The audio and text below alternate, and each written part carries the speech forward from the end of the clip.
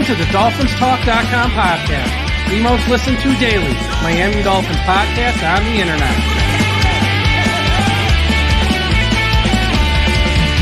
Miami's got the Dolphins, the greatest of all. Come on, Dolphins fans.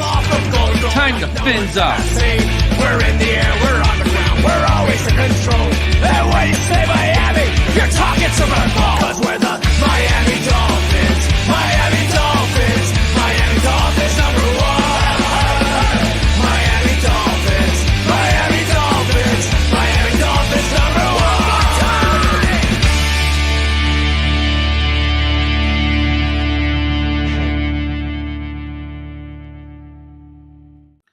Good evening, Miami Dolphins fans, and thank you for listening to the DolphinsTalk.com podcast on this Saturday evening, July the 20th. I am your host, Michael Leva, joined by Tom Ernessy. We did not expect to do a show tonight, but when news broke this afternoon that Shaq Barrett, the free agent edge rusher that Miami signed back in March, who is much needed to this roster because we don't have Jaylen Phillips and Bradley Chubb, suddenly retired out of the blue, I figured we should probably pop on and do a show. Tom, how you doing tonight? I'm doing good, Mike. Happy to be back on podcast. Summer vacation's ramping up with the kids, but summer vacation for me and the podcast and the site and everything has come to an end. We're full go starting next week, baby. Let's get to some Dolphins football. But of course, there has to be drama leading into camp, as always. Never a dull moment. You wonder why this franchise hasn't won a playoff game in 20 plus years, because it's never a dull moment. And we're going to get to all that on today's show. But before we get to that, today's show is brought to you by Caneswear. Caneswear is the place to go for officially licensed apparel for the Miami Dolphins, the Miami Heat, the Hurricanes, Stanley Cup champion Florida Panthers, and all the professional and college teams in South Florida. Looking for the latest jersey, a birthday gift, or the newest hat to hit the market of your favorite South Florida team? Check out Caneswear for their overwhelming selection of sports apparel. Located at 2655 South University Drive in Davie, Florida, Caneswear has it all. Not in South Florida? Don't worry. Visit Caneswear.com to shop their inventory from the comfort of your home, and they'll ship it to you, including international fans as well who might not be in the United States. Caneswear.com is the spot that Miami fans shop. That's Caneswear.com. Caneswear.com. Also, a big shout out to everyone listening at FinHeaven.com tonight. Also, a big shout out to everyone who's listening at the I Am a Miami Dolphins fan Facebook page. Shout out to Carlos Hernandez there, who does a great job. And wherever you're listening to this podcast, whether Apple Podcasts, Spotify, Podbean, YouTube, Audible, wherever, subscribe.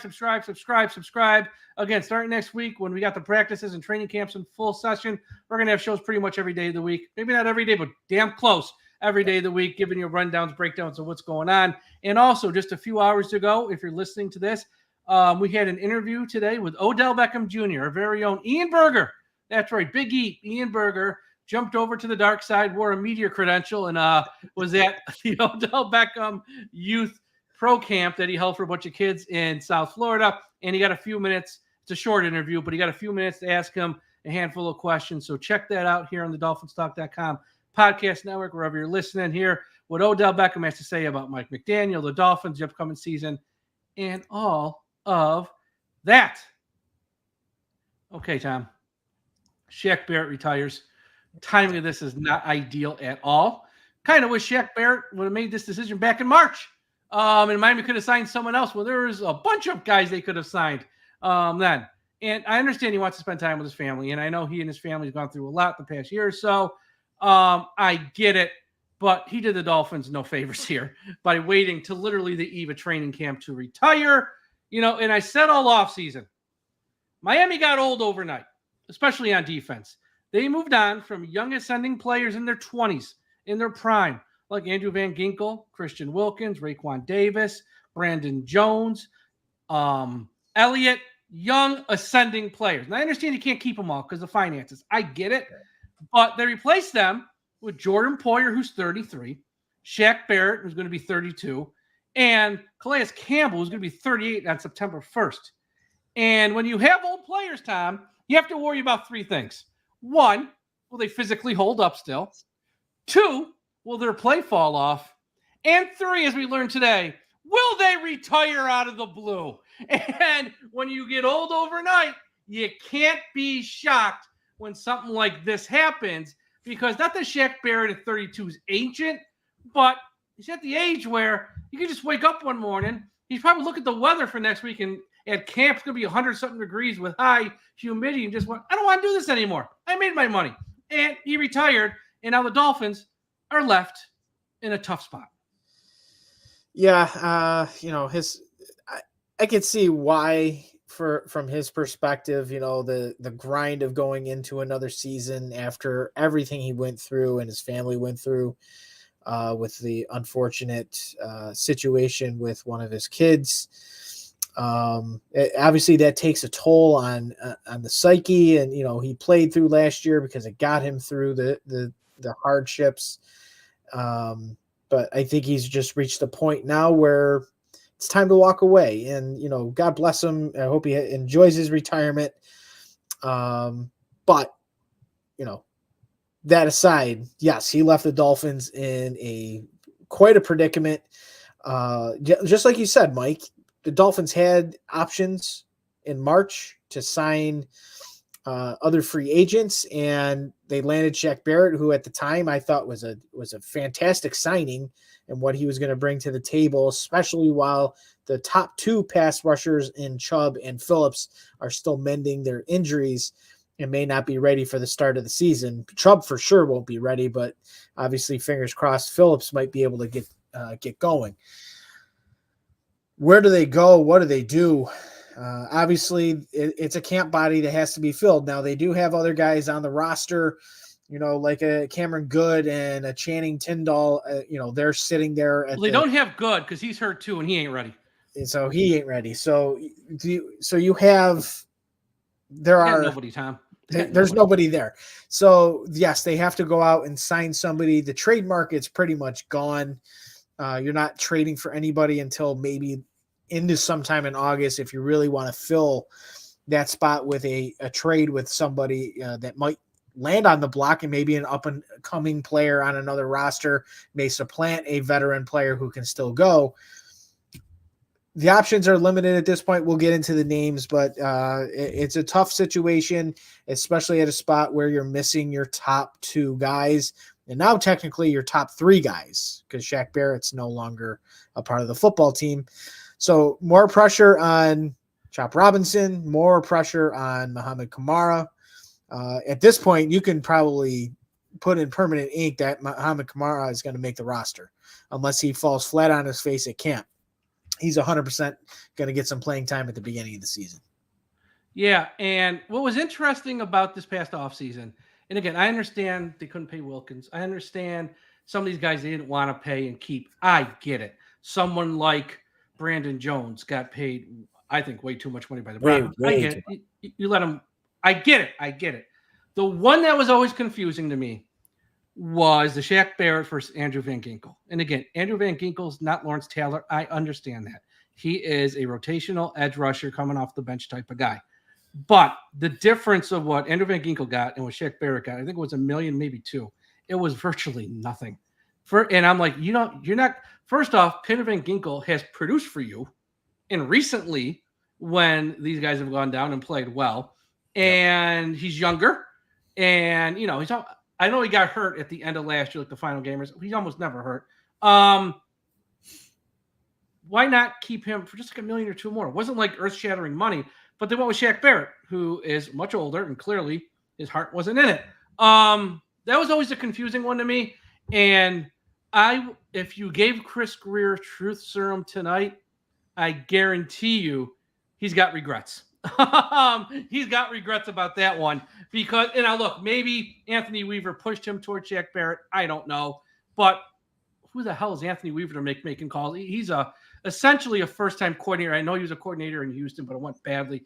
I mean, I don't know. That was the confusing move of the offseason to me. From a salary cap perspective, Miami will get back Shaq Barrett's $5.5 million signing bonus because he never played for them, and they should get back $7 million in cap space, 2.5 of it this year, which will be right now, which you're going to need because they're going to have to turn around and spend it ASAP to bring in a guy or maybe two to replace him. I know Jaylen Phillips is putting up all these videos that sort of give fans hope he might be ready week one. I spoke to some people who were at some of the OTAs. I mean, he's been walking with a limp. I don't think he's going to be ready week 1. I think best case scenario for Jaylen, best case, is late September, first week or so of October. I think that's best case, realistic. Now, if he's ready week 1, great.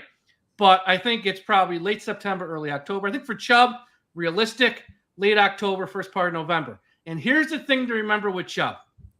Chubb's made his money. He's gotten his paydays. He's in no rush. I mean, he wants to get back up the team, yes. But he ain't going to rush a return. He's gotten his money. Phillips hasn't. He's chasing his first real payday. So he might rush a return back from the field. And again, when these guys return to the field, just because they're back on the field, doesn't mean they're 100%. And it doesn't mean they're going to be the same players they were pre-injury. That might not happen to 2025.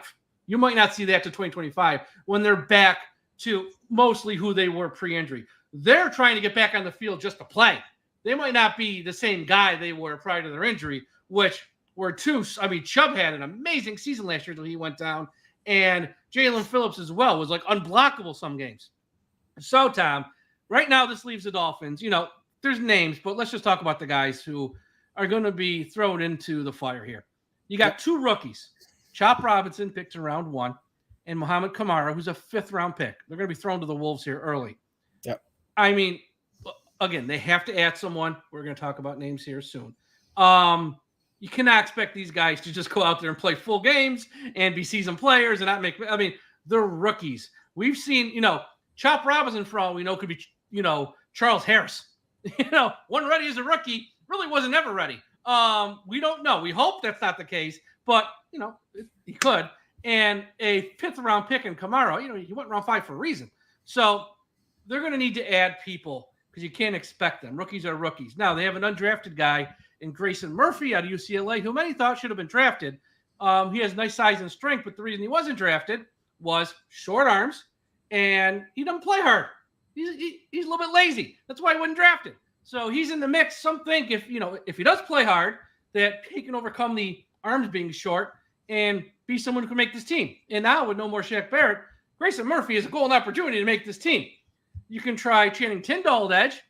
I wouldn't hold your breath. That works out there. He's done nothing since he's been in the NFL for multiple coordinators, Vic Fangio, Josh Poyer. I mean, he's done nothing for any of them. So yeah, I wouldn't hold up, any hope if they try to move him to the edge.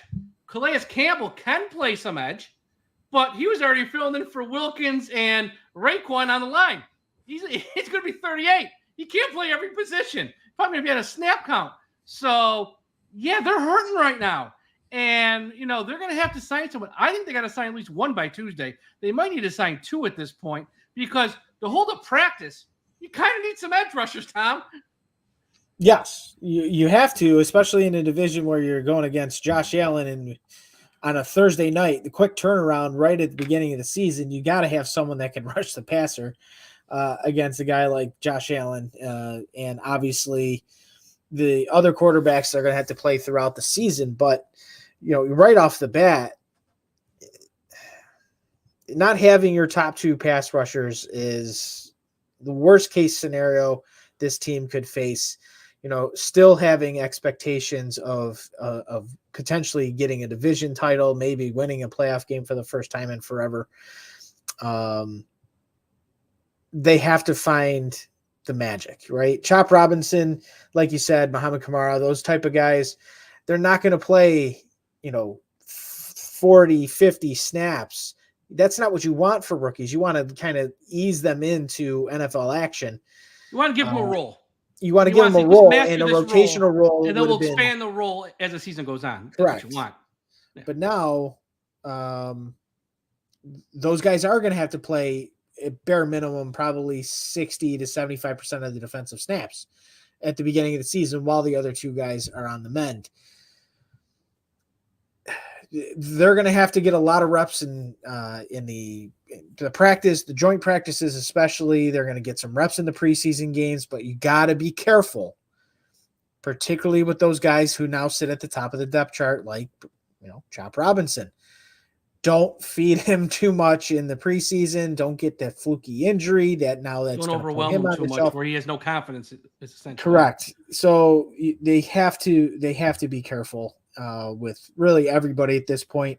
as talented as it looks on paper, the depth is always a concern at multiple positions, but edge rusher right now is the biggest concern defensively for me, as, again, we don't know when we'll see the top two guys back. Yeah, and if, again, I understand Shaq Barrett was sort of,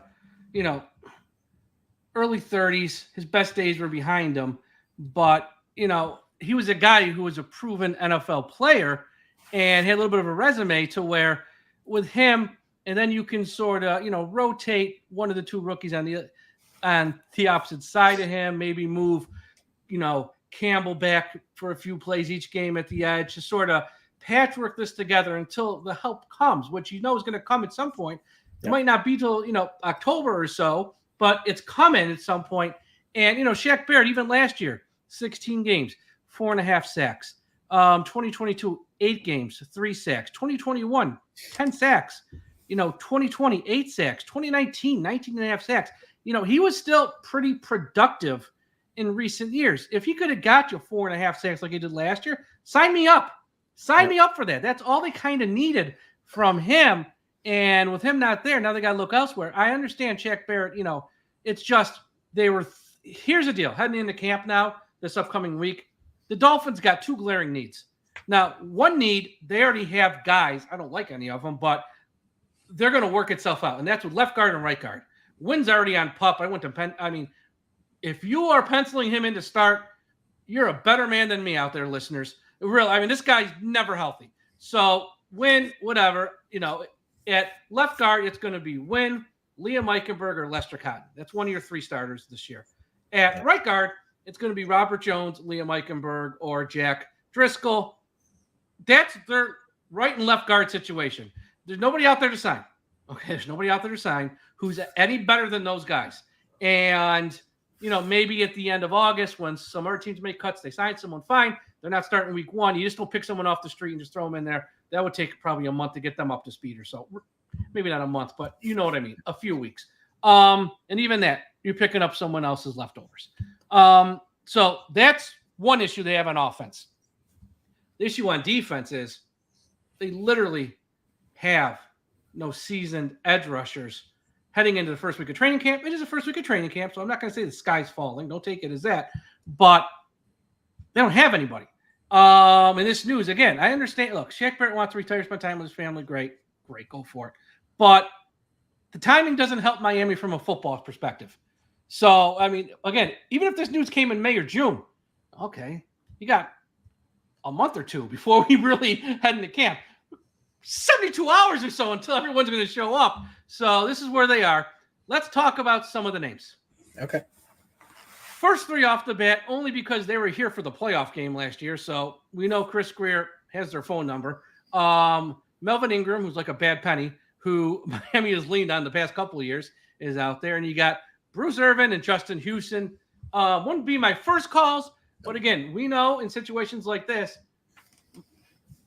Chris Grier likes his Melvin Ingram, Tom. I don't know about the other 2 guys, but would it shock you in the next 72 hours you hear Melvin Ingram is signed with the Miami Dolphins? It wouldn't shock me in the least. Wouldn't be my first call, though. No, definitely not. There's other guys out there right now that would be my first call. But no, I wouldn't be surprised. He's a veteran presence. He's had good productive games for the Miami Dolphins since he arrived a couple of years ago. Again, not my first call, but he's available. He'll come cheap, and he's a veteran presence in a situation where you're going to have a lot of young guys playing meaningful snaps. It's good to have a veteran presence like Melvin Ingram available. If he's the second guy they signed, I'd be okay. If they sign somebody else, I'm about to name a few names. If they sign them and Ingram, I'd kind of be okay with that. Yeah, I absolutely would, because he provides the depth that they need. And in a worst case scenario, if the other guys come back and they're healthy and Melvin Ingram's kind of like the odd man out, you can still bring him back on the practice squad. So there's still potential there. It's so early in the process after Shaq Barrett retired.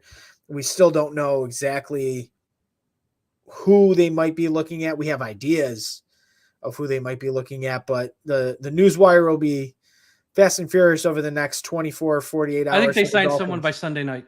I think they That signed one I by wouldn't be Sunday night. surprised. I mean, there's probably going to be something coming across the NFL wire of guys working out for the Dolphins prior to anybody putting pen to paper. So I know there's a name out there that was kind of like a option B or C if Shaq Barrett decided not to. Carl Lawson was another name, Mike. Yeah. I'm sure you I had got him him right written here. down. So here's Carl Lawson's, here's his little bio. Just turned 29 a few weeks ago. Had a ruptured Achilles in August of 2021. He missed that whole season. 2022, he played 17 games. He had 7 sacks for the Jets. Last year, though, played 6 games, was a healthy scratch for the other 11, started none, had no sacks last year. There's reports, I don't know how true they are because I don't follow the Jets that closely, that he showed up to training camp last year out of shape, and he also had a minor injury to his back at the start of training camp last year that never healed. I think the issue with Carl Lawson, and he did work out with Miami back in like April or May, I think. He worked out for them after they signed Shaq Barrett, so they were thinking about maybe adding him in addition to Shaq. I think the issue with him is his best days are just behind him. I don't think you're going to get the 2022 Carl Lawson even where he did have 7 sacks and played a full year. It just sounded like last year was a disaster for him.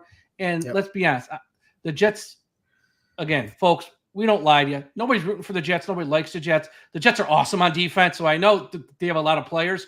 But the fact he only could get on the field for 6 games and it was a healthy scratch for the rest for a team that was kind of out of it all year tells you if they weren't even going to have him be active, there's probably nothing left in the tank. So could Miami sign him because they already worked him out? No, absolutely they could. Would I be excited over it? Absolutely not, because I don't think he's the answer. Yeah, I mean, I agree. It's a name that, I think he was with Cincinnati prior, if I'm not mistaken. He had a good run, signed a big contract with the Jets as a free agent, and $45 million, and he just ruptured his Achilles. That was the end of it. I mean, well, he did come back to 1 year. Of course, I mean, I wouldn't be surprised if it happened at MetLife Stadium, but no, it was in training camp with the Packers, I think. Oh, so it was one of those joint practices, actually. Yeah. So I would probably Carl Lawson's name again. He was option B, C. For the Dolphins in March. They moved to Shaq Barrett, and then that was that. But he's got to be one of the names they bring back in. Oh, he'll be in the mix. He'll be in the mix. Okay. Next name is someone they'd have to call up and say, we're sorry. That's Emmanuel Ogbah. Because that relationship, here's the deal with Ogbah. Here's what I'm going to say. He actually fits Weaver's system way better than he did Vic Fangio's system. He's closer to because Weaver's system is closer to a Flores Josh fit what they ran when they were here in Miami. The issue is Miami cut him in March. It didn't end on good terms. He was unhappy at the end of last year. And the problem is now both sides might need each other, which could make strange bedfellows because he doesn't have a team yet and the Dolphins got a need. Now, it ended on bad terms. It did not end well. Because there was a game late last year, I think it was a healthy scratch, and he went on social media, was complaining, it was a whole thing. And he just wasn't happy in general because he didn't fit Vic Fangio's system. But Weaver's system, he kind of does fit, which is, but I think he fits it. I know there's going to be people out there going to tell you don't. You can believe who you want to believe because I know everyone gets very entrenched. Everyone knows their X's and O's. I think he's a fit for this system. But again, both sides kind of need each other. Yeah. I wouldn't just write it off. I just don't think it's likely. Yeah, I'm with you. I don't think it's likely at all, really. If I had to put a percent on it, I would say it's less than 10% chance that would even happen. He left on bad terms. The team just cut him in March to save some cap space. I mean, I just can't see it. I mean, I think there's another name who was on the Dolphins for, I believe it was a year. We're going to get to him. 2, and we're going to get to that name. I think he would fit actually really well in this system because he is that Ogbah-esque type player. He's a hell of an edge setter too, Mike. All right. So next name on my list, I'm just going to work down the list, is Tyus Bowser, who's been on the Ravens since he's been in the league. So obviously he knows Weaver. here's the interesting thing. Weaver this offseason didn't bring in a lot of ex-Ravens. I think the only one who actually signed was Calais Campbell, who was in Atlanta last year, really, but he is an ex-Raven per se. So I don't know. He is 29 years old. He's only played for the Ravens. Had 2 sacks in 9 games last year with the Ravens. When he played 9 games, had 2 sacks, and has 19.5 career sacks in 89 total games. Again, we're dealing short notice here, camp. If this scheme is going to be Ravens-esque, this guy's a fit because he probably knows what Anthony Weaver wants to do, possibly, if Weaver is running a Ravens-esque scheme. So I would say this name would probably be near the top of the list, possibly. Well, actually, a small correction. He didn't play last year because he tore his Achilles. Okay, so it was 2 years ago. 2022, a couple years ago. His best year. Well, he's a perfect fit for Grier. He's perfect fit for Grier. He'll come cheap. And injury history. No, his best year was 2021. He had 7 sacks for the Ravens. He was a solid player. Obviously, getting hurt last summer, and he left the Ravens on bad terms with a grievance. I think that was settled. I think sometime this spring. But there's familiarity there. You always can put the pieces together. Hey, our defense coordinator was there in Baltimore. This guy played for the Ravens. They know each other. It could fit. It could have been a conversation months ago, but he might not want him for some reason. We may not want him. So he probably knows him better than any of us. Clearly something going on there. I mean, he would be a fit because he played in the system. I just don't see it being a fit with the Dolphins, though. Yeah, I didn't know about the Achilles injury, so that does change things. So he'd have to show that he's even totally healthy, honestly. Otherwise, we got enough guys coming off injuries. We don't need any more. Next one on the list is this one's going to draw a reaction. Everyone's favorite first-round pick from 2017, Charles Harris, who turned 29 in March. Former Dolphins first-round pick, was a bust with the Dolphins, went to Atlanta for a season where he did nothing, then was with the Lions for 3 years. Now, his first year with the Lions, started 14 games at 7.5 sacks, actually showed proof of life. Then in 2022 and 2023, he did nothing. Chris Grier, 2017, he had power. I know nobody believes he was a GM, but he was a GM.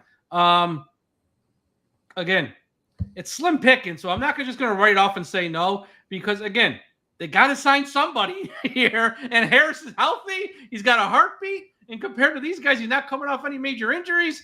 Throw it in the hopper. I don't think it's going to happen, but throw it in the hopper, and I wouldn't be totally upset if it happened. Again, they're not going to sign anyone who's going to move the needle. If you're out there hoping they're going to make a move, oh, this guy's great. It ain't going to happen, folks. They're looking for just guys who are healthy and can get on the practice field right away and, not embarrass themselves. Is that Charles Harris? I don't know. I don't know. Healthy. You mean you want to talk about a full circle moment? Charles Harris, if that was the decision and he did come back to kind of help fill a role on the roster, it would be very interesting to say the least. I mean, if Chris Grier was calling the shots, if you want to say Mike Tannenbaum was calling the shots, it doesn't matter. Who was the following pick? Wasn't it TJ Watt? Yeah, something like that. So, I mean, they screwed it up completely. But Harris has had, he had a decent run in Detroit. He had a good, his first year there was 2021 or 22 or whatever. He was solid in Detroit. He still had somewhat of a role, even though his role was reduced in the system that was being run there. But he still was a rotational guy. Can he provide an okay pass rush? Yeah, sure, I guess. On any given Sunday, based on his previous tenure. He's healthy, Tom. And he's healthy. He's healthy with a heartbeat. Get him out there. Again, watching the NFL Wire and see who's coming in. If Charles Harris' name pops up, I will. I'll probably have the same reaction I'm having right now. Yeah, I mean, look, with any of these guys, the only guy I kind of want is the next thing I'm going to read. Other than that, if they sign any 2 of these guys, because I think they got to sign 2 now, any 2 of these guys, I'm fine with. Because, again, none of them, whether it's Tyus, Bowser, Charles Harris, Melvin Ingram, Ogbah, Lawson, who cares? They're not, look, they're hurting on this side of the ball. So anyone they sign, again, not moving the needle any. Let's just call it what it is. But the next name I kind of want, because I actually think this guy might have something left in the tank, which someone in our chat just put his name out. Yannick Ngawa, however the hell you say his last name. I don't know. I'll learn it. I'll learn it if they sign him. Ngakwe, okay. He's probably the biggest name out there, but he's also probably going to want the most money. Turned 29 in March. Been a traveling man. Played 4 seasons in Jacksonville. Then since then, one with the Vikings, one with the Ravens, one with the Raiders, one with the Colts, and one with the Bears. 69 career sacks. He's a sack machine.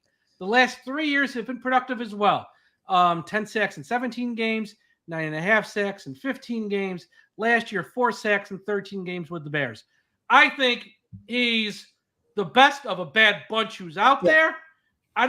Look, we're a week before training camp. I don't know how much he can actually.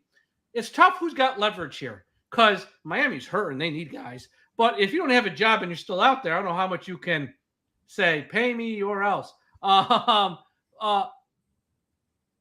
Again, what they're getting back from Shaq Barrett too, most of these guys are going to sign for less than that. So he'd be the top of my list. Again, not going to move the needle too much, but he's the closest thing to Shaq Barrett who's out there, I think. You structure a contract with a guy like Yannick Ngakoue the same way you just did with Shaq Barrett. You add void years on, you kick some of the money down the road, you pay him. He was being paid, I think, $10 to $11 million last season. Signing this late into the summer, essentially it's either a 1 year or 2 year deal, and you're same deal they gave Shaq Lawson. I say, here you go. Shaq Barrett, yeah, I would say, that's what my Shaq Barrett. Yeah, no, I would agree. Just hand over the same type of contract to him, give him a 1 year or 2 year deal. Make him feel good about it. Maybe he gets a little security if you need to make a deal. And let's be honest, you need to make a deal. You need to have a productive pass rusher. He is, out of the bunch, probably the more productive pass rusher consistently over the last few years in comparison to most. But yeah, his name I had at the top of my list, Mike. He's a bigger name, but at the same time, it's a desperation moment. The Dolphins have cap space. Obviously, they want to carry some of that over. They may want to use some of that to give Tua a little bit of lift this year if they ever come to terms on a contract. Well, we're talking about that next. We'll talk about that in a minute. But they have money. They have money now. With Barrett retiring, so you can give Ngakoue essentially the same type of contract. Obviously, make it incentive laden, make it in regards of sacks, production, and whatever else, whatever you got to do. I think if his name is on the list, you don't let him leave the building without a deal. Get him in. I'm sure he wouldn't mind playing in South Florida. He did have some time in Jacksonville, and the Dolphins can give him what he wants, which is, of course, some playing time and playing time and money. Yep. Playing time and money is the most important for these guys in most situations. And the other name, which you misspoke on, that's the other guy on my list. Shaq Lawson. I have him next. Yep. So here's the name. Shaq Lawson is next. Here's the deal with Shaq Lawson. Shaq Lawson, he was in Miami for a year, but that was the year where they signed him, Vinoy, and some others. Was it the offensive lineman? Flowers as well. They actually played well in year one for Flores. Then Flores didn't like anybody because he was a miserable son of a bitch. Got rid of them all after a year. Now, Chris Grier pulled the trigger on that.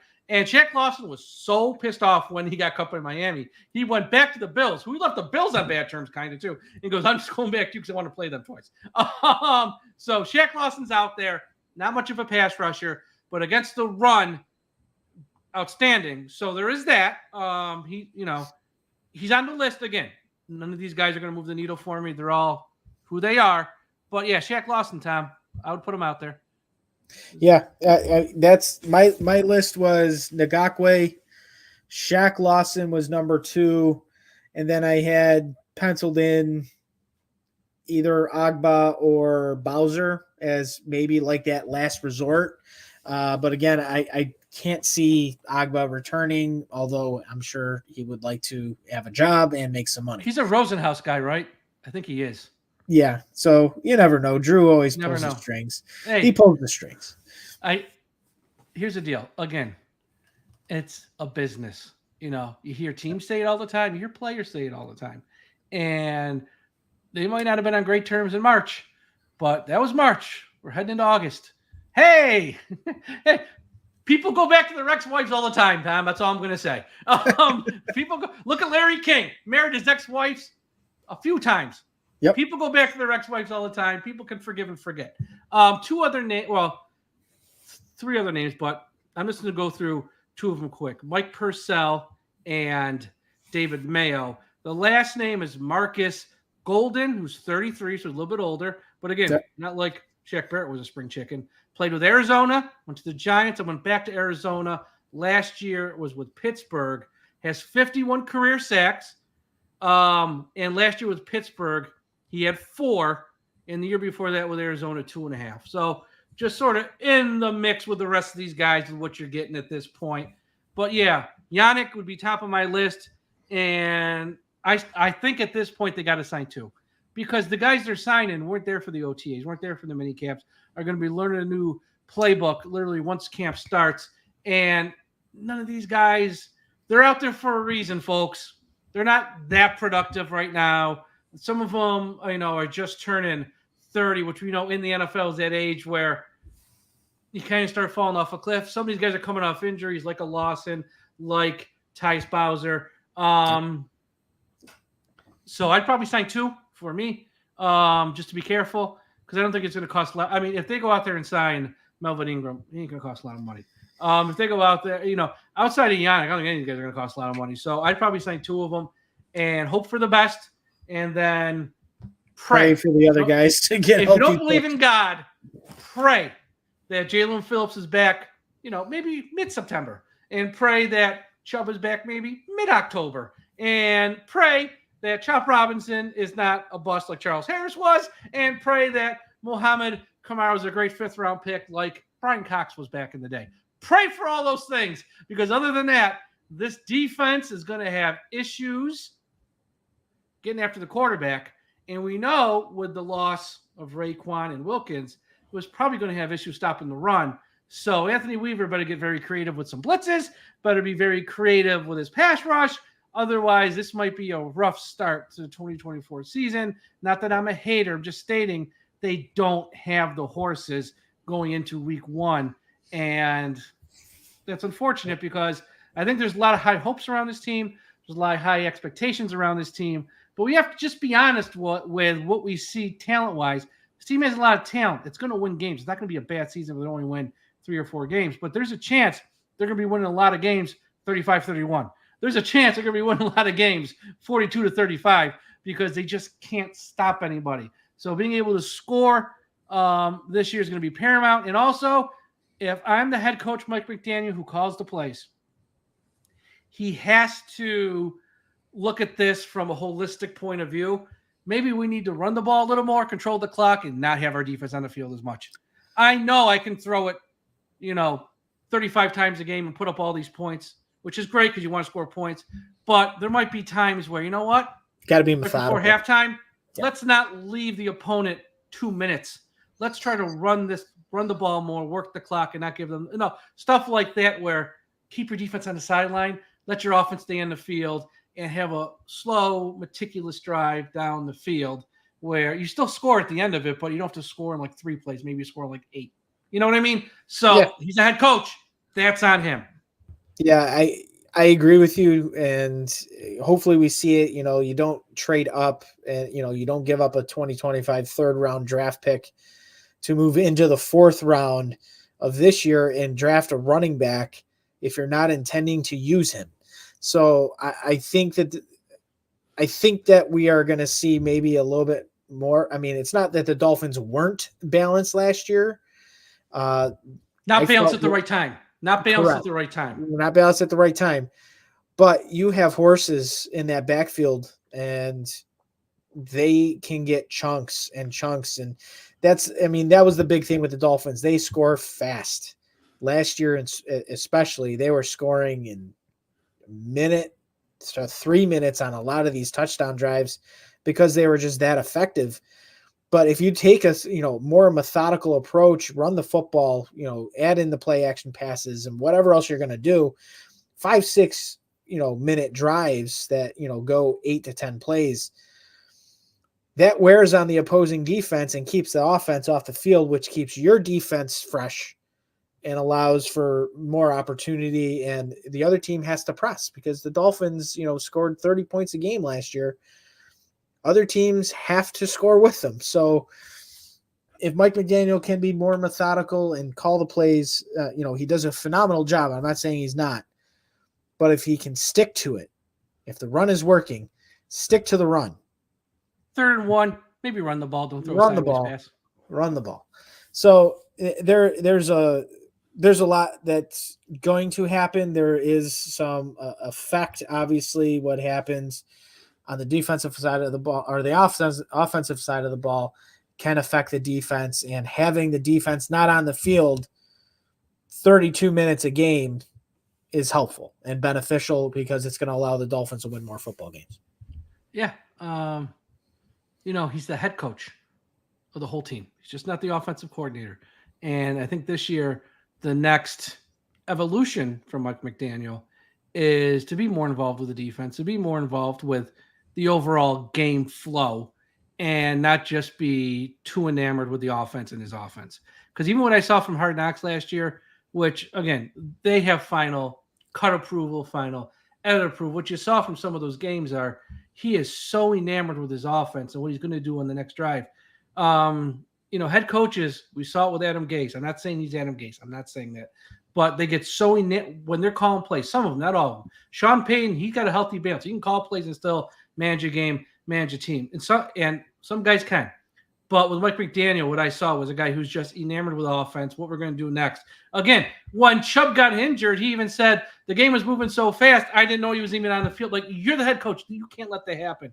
When the defense is on the field, you got to be focused on the defense, not worried about your last offensive play and what your next offensive play is going to be when you get the ball back. He admitted that, which I was kind of surprised he actually said it out loud.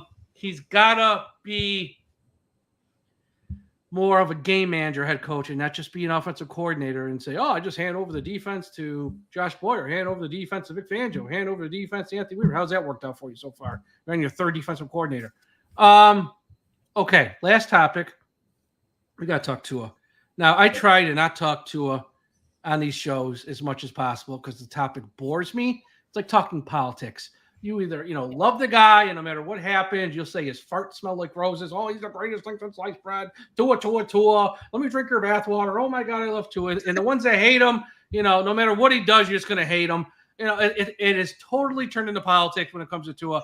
I don't like talking about him. The topic kind of puts me to sleep. It's boring at this point because you kind of know everyone's in their camp. With that said, the Dolphins are going into training camp right now. As of today, July 20th, 9:05 p.m., Tua does not have a new long-term contract extension. And to me, again, I said at the top of the show, why this organization hasn't won a playoff game in 20-plus years. This is Exhibit A. Okay? Yep. And I'm not even the biggest Tua supporter. When he plays well, I'll say he plays well. When he plays bad, I'll say he plays bad. I don't bend over backwards to twist myself into pretzels to, support him because I think people look like idiots when they do that. I treat him like any other player. I don't care about Tua. I just want him to play well, and when he does, I'll say it when he plays. So I'm not even one of these homers that you see on social media that just, cannot even say a bad word about him because they're so far up his ass. I'll say this, though. I don't care if you love the kid or hate the kid.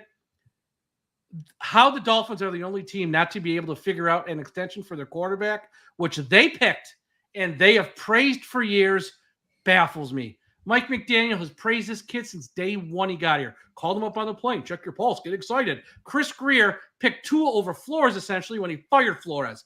And they have defended this kid till the end of the earth. And, they're the people that are here now and how they're letting this drag out. Again, it shows you why this organization hasn't won a playoff game in 20 years. Again, you can hate Tua, but there is a right way to do business and there is a wrong way to do business. The only option Miami has is to give Tua a 5-year contract extension give him the Trevor Lawrence deal, essentially. Just give him the same freaking deal. And after 3 years or so, you can sort of opt out of it without being a major cap hit or so. And that if you need to. Hopefully you don't need to. Hopefully he's playing so well, you just want to give him a new contract extension, rework the money, and extend them more. That's the perfect world scenario. But if things don't work well after 3 years or so, guess what? You move on from Tua, you move on from McDaniel, you move on from Grier, and you blow it up and start over. That is the only way to do business right now. Why is this so freaking hard? The Lions figured it out. Jacksonville figured it out. The Packers are about to figure it out. Every one of these teams, the Chargers and Herbert figured it out. Every one of these teams have found a way to pay their quarterback. I know Joe Burrow went to a Super Bowl. He's up there a little bit more maybe. They figured it out. Every team. Hurts, look at it. He went to a Super Bowl. Every team figures this out.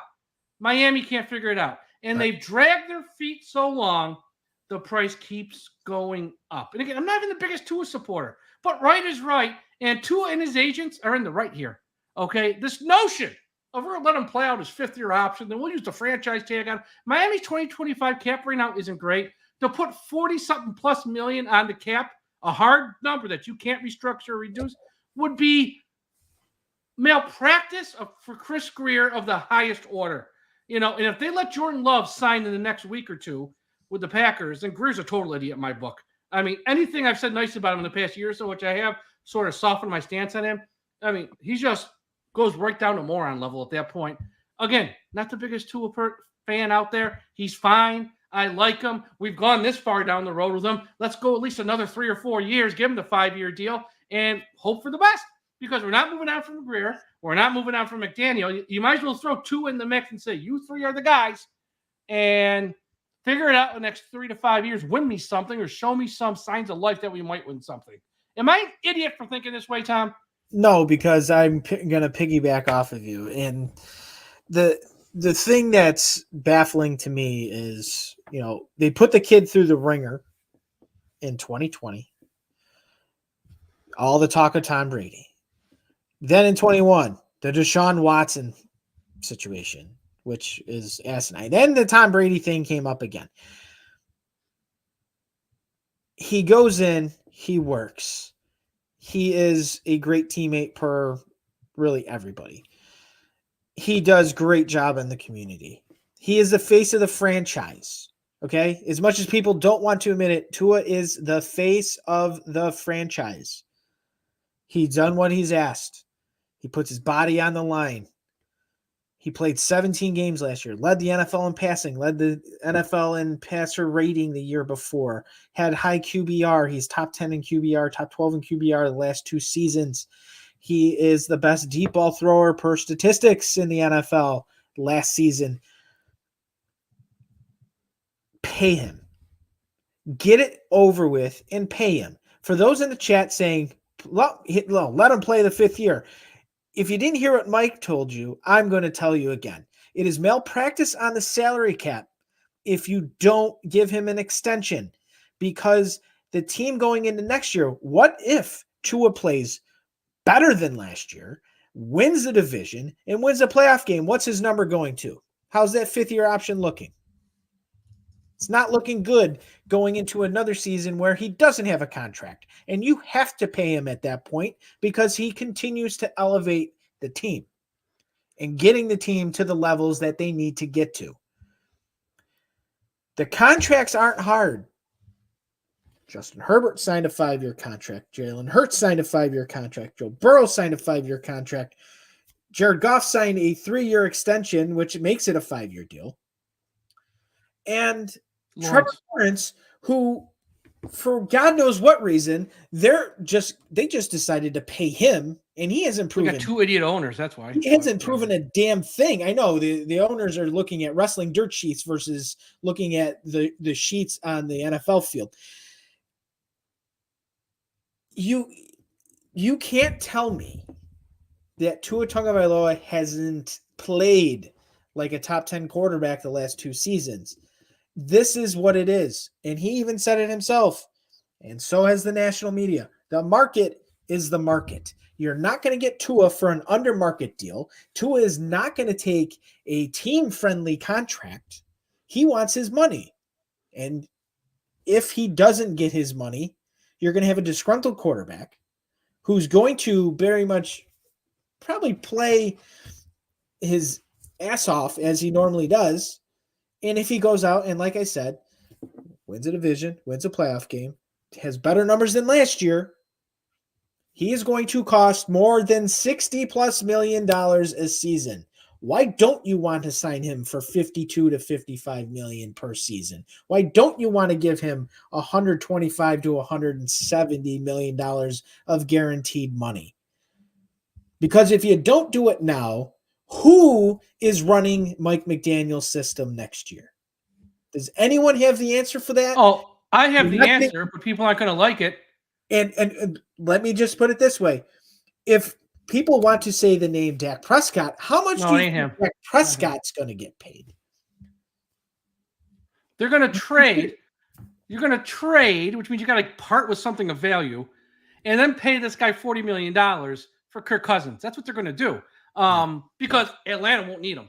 That's what you're. But again, this is why Grier is such a freaking moron. Even if Tua signs like today, or signs in the next 10 minutes, or signs Monday night, or signs Tuesday morning, or signs in sometime in August, do not give him credit, people, because he's already effed this up. I'm not going to give him credit for having this done like now, because the price tag's already gone up. They played their last game the second week of January. If they don't want to pay Tua all this money, they should have prioritized stuff, done it in January, February, March, April, May. Do it before Jared Goff signs. Do it before Lawrence signs. Do it before Love might sign here. Now they're saying next couple of days. Do it then. Because guess what? The market is the market, which is a very true statement, wasn't what it is today. So if they would have prioritized this and done it then, they probably could have got it done cheaper. Now, again, maybe Tua and his agents wouldn't have signed it then. I don't know. But if that's the case, I think Grier would have leaked something to one of his media minions to say, look, we offered this guy this money back in March. He said no. Like, it would have gotten out by now. The fact nothing's gotten out like that makes me think they didn't prioritize that, and they didn't give him those they waited too freaking long. And this is where they are, holding their joint in their hand, going, we don't know what to do now. And here's the deal. This is why you also can't give him credit if he signs Monday or Tuesday or next week.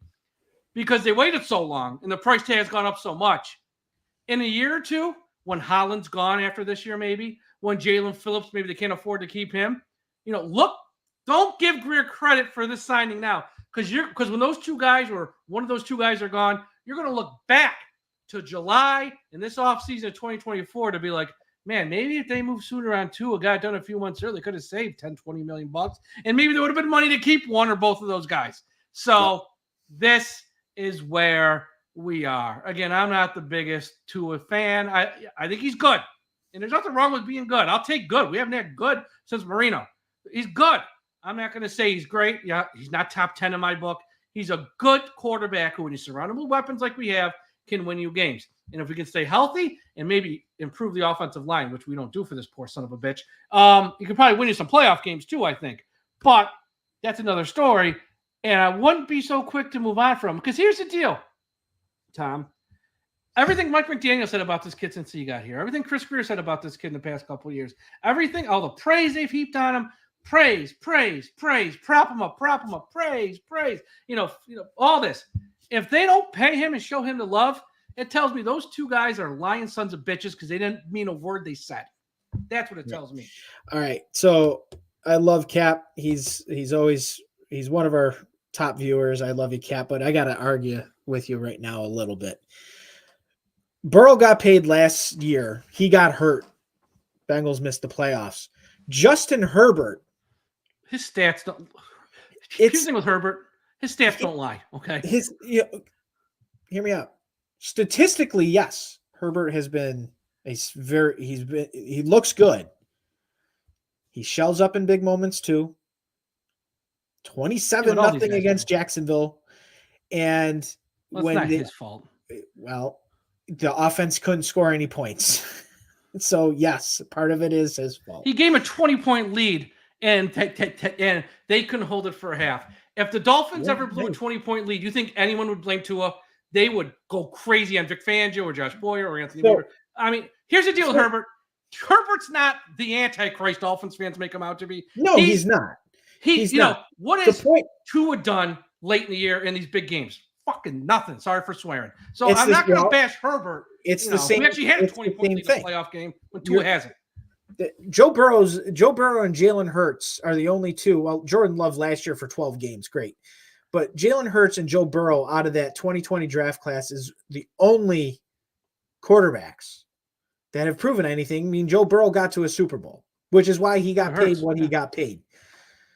Herbert hasn't won a playoff game. Tua hasn't won a playoff game. Hurts went to the Super Bowl. Jordan Love won playoff games last year. So I'm tired of the Justin Herbert deserved the money. Okay, great. He put up statistics.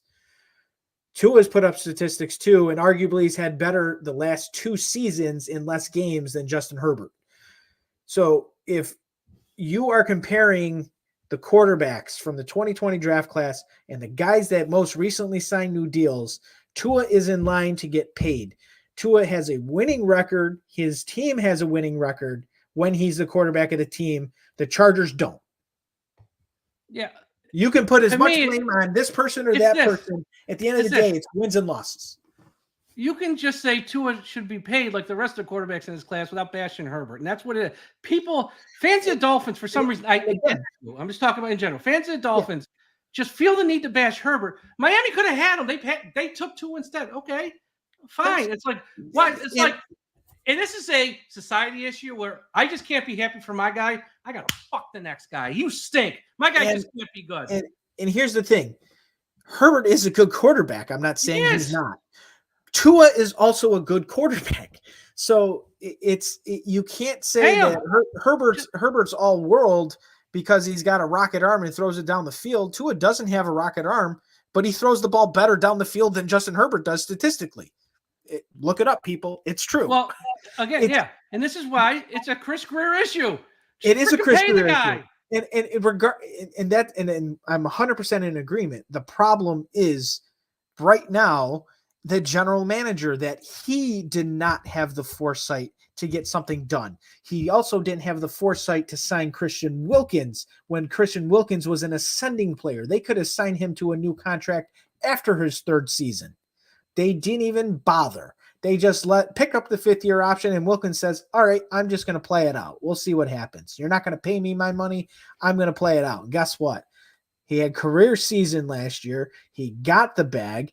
God bless him. The Dolphins are never going to pay that money. They made that mistake once with Ndamukong Suh. They're not going to pay a defensive tackle that type of money. But when the NFL is predicated on the quarterback, you have to sign the quarterback. And if you don't, we've already said it.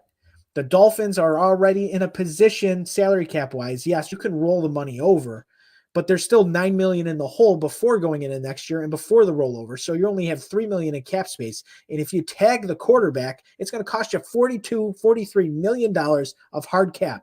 Where are you coming up with the $50, $60, $70 million to try to field a competitive football team when you have to sign guys like Jalen Phillips and especially a guy like Javon Holland? You don't have the money. I don't think they're signing. Now you're starting over. I think Holland's gone. And he opinion. Might be. I love him. I think he's one of the best safeties in the league. I think he's young. He's ascending. He gets it. Okay, he gets the modern game. He works hard. He gets it. I think what we see, though, with Chris Grier is he's not a premium position player, and I ain't paying no non-premium position player. I think Chris Grier's logic is I'll use another second-round pick on another safety and hope he's just as good as Javon Holland. That's what watching Chris Grier all these years, you can kind of read his mind now and figure out who he is, and that's kind of who he is. I think Jalen Phillips, they just want to see if he's healthy and if he's the same guy, and if he is, I think he'll get his extension. Maybe not this season. Probably after this season, but I think they want to see if he can come back and be somewhat close to the same player and how he actually plays in this new system, which in a perfect world, Weaver's here for many years. You want to see if this guy actually fits the system and plays well. I think he might get paid, obviously, if he returns, but unfortunately for Holland, and I wouldn't do it, I'd pay him. I'd pay him. I don't think they're going to pay him. That's just me. Hope I'm wrong. And here's the other deal with Tua. By alienating him, which they are, because here's the deal on Tuesday. He's either going to show up or he's not. And if he shows up, doesn't mean he's going to participate every day in practice. He might not do the 7-on-7 drills. He might not do the 11-on-11 drills. He might not do joint practice. He'll show up. He'll run the laps. He'll do all the stretching. He might not do the drills. And then when it comes to week 1, okay, I'll play. But, he wasn't, you got Mike White taking the majority of snaps. I'm not saying it's going to happen. I'm saying it could be a possibility. And then there's a possibility he might just not show up at all, which I don't think Tua's going to do that. But his agents might tell him, look, it's the only way you're going to get paid. It's the only way. So who knows is the point. I just think they've handled this wrong. They've handled it wrong from the beginning. I don't care if you love Tua, hate Tua. They screwed it up. You've gone down the road with them this far. You might as well just go down the road with them a little bit more. And, put it, like I said, everyone's in the same boat then. Chris Grier, here's the deal. If Chris Grier and Mike McDaniel want to move on from this kid and don't want to pay him big money and keep him here long term, so they want to pay him little money, well, he ain't gonna say yes. He has no incentive to say yes. What they're going to do essentially is use a franchise tag on him next year. Okay. Use it on him again the year after that. Okay. Eventually you can't tag him forever. And he's going to be like, no matter how good he plays. Yeah. He goes, I don't want to be here. Bye-bye. And then he's going to be like, you can't offer me all the money in the world. I'm going to go play for the Raiders. Or I'll go play for the Broncos by then. I'll go play for whoever. I don't know. He ain't going to want to be here. And they're alienating this kid to a point because what's going to happen is they're going to paint him to look like the bad guy. Whether, you're the quarterback, you better show up and play. Well, I want to get paid like everyone else. And if they don't pay him, he either has to show up and, risk injury and all that stuff and participate, or he has to be the bad guy and just like hold out or show up and not participate. And he don't want to be in that situation. So, yeah, you know what? He's going to hold it against him. And when he gets his chance to leave, he's going to be like, see you, and wave with the middle finger. I will say this. I think it will be a hold in. Tua is the type of guy that will show up. Tua is also the type of guy that will listen to his agents and say, hey, you know what? When it gets to this point, it don't work. A lot of Dolphins fans who may not like Tua thinks he's a bad quarterback. Wait till Mike White has the has the helm. Even in preseason, you'll be clamoring for Uno soon enough. Trust me. I mean, it's just the entire thing is just baffling to me. And again, if he signs the next 20, say he signs tomorrow morning when you all wake up, before some of you even listen to this, it doesn't change the fact this was bungled and fumbled from the beginning, because it probably means they could have got him for less money if they would have prioritized the damn quarterback. And that's what the Dolphins never do. They never do. And we're in this situation. Again, I know the people that hate him aren't going to agree with anything I'm saying. They just hate him. I know the people that love him are just going to focus on, well, you praised Herbert. Yeah, okay. Get over it. Get over it.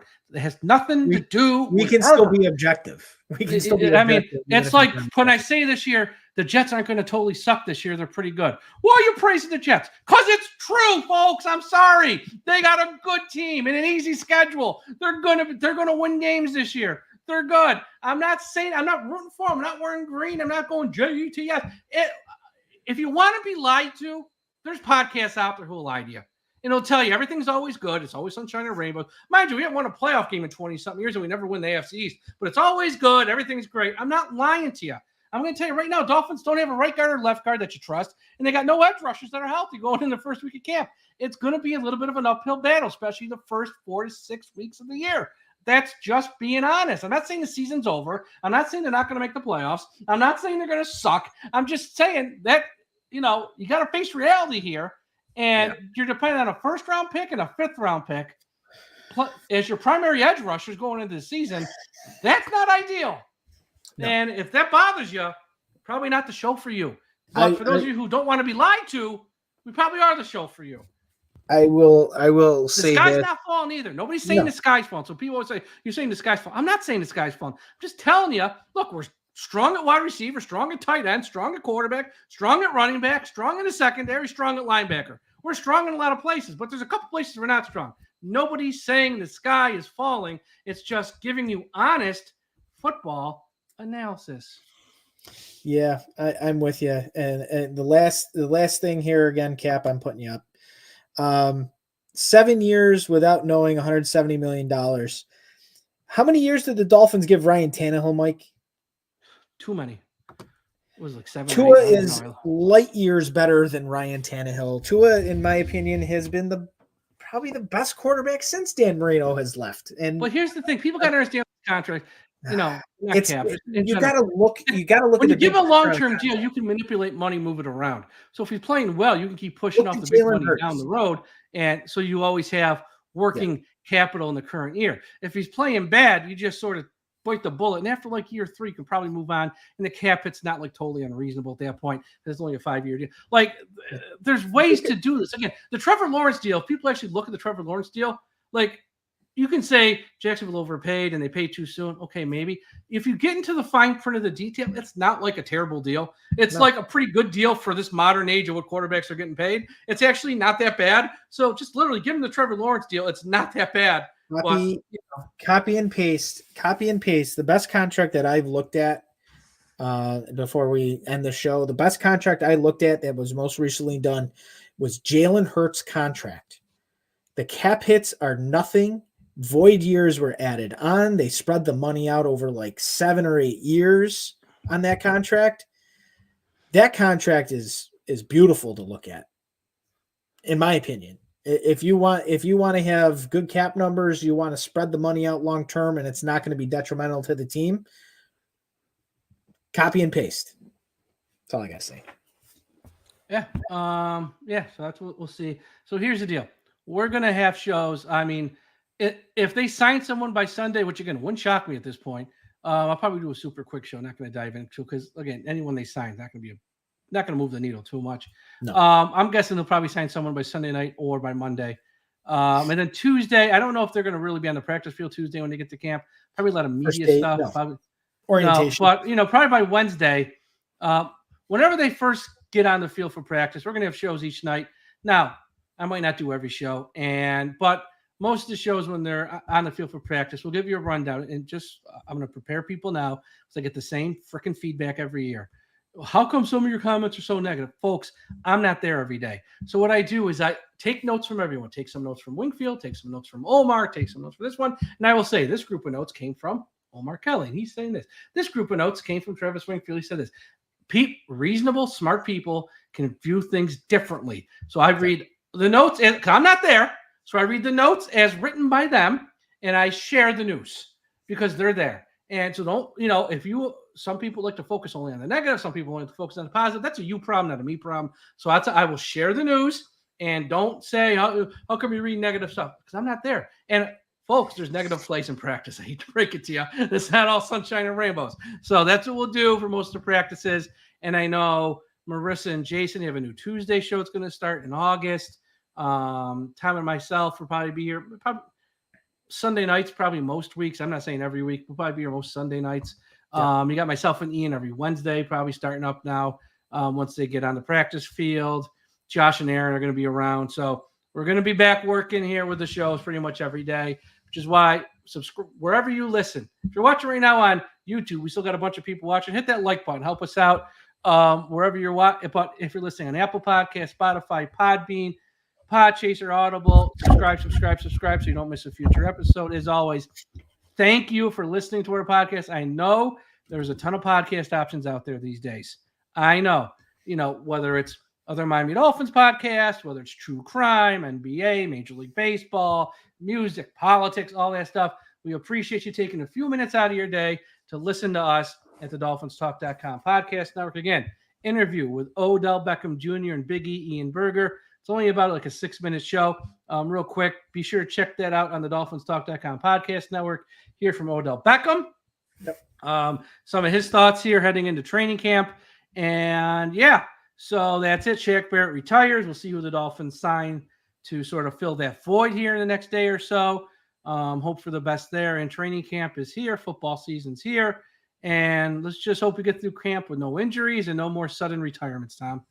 Oh, please. I'd like a nice peaceful summer during camp, no injuries. Everybody goes in healthy and ready to go and get to week 1 against Jacksonville and drop 40 on their heads and get ready for Buffalo week 2. Yeah. That Bills game week 2, I was looking at the Bills roster. Their wide receivers are bleeping terrible. And if we can't beat them, now I know we got our issues. Again, left guard, right guard, pass rush. I know we have our issues. But if we can't beat them at home on a short week, we're never going to beat them. Now we're 2-13 against them in the last 15. So history's not on our side here. But with that group of wide receivers, where their fourth and fifth wide receivers are Chase Claypool and Mac Hollins. People like Mac Hollins. He ain't any good. I mean, he's fine. He's nothing special. That's their fourth and fifth wide receivers. They're depending on Keon Coleman, a second-round pick, to be the number one, essentially. They're gonna run the ball and throw it to tight ends. If we can't beat the Bills at home week 2 on a short week where we're home team, we're never going to beat them. And if we don't beat them then, we ain't going to beat them when we go on the road to play them. And that's going to be a problem because we ain't winning this AFC East ever until we can at least split with this team at some point. Yes, please. Let's get back to like the early 2010s where we constantly split with Buffalo. That'd be great. Yeah, I'm just asking for a split. Okay, so that's all for today's show. Everyone, thank you for listening. We'll talk to you again after a while. Folks, don't forget that we must put an end to highway profanity. Fins up.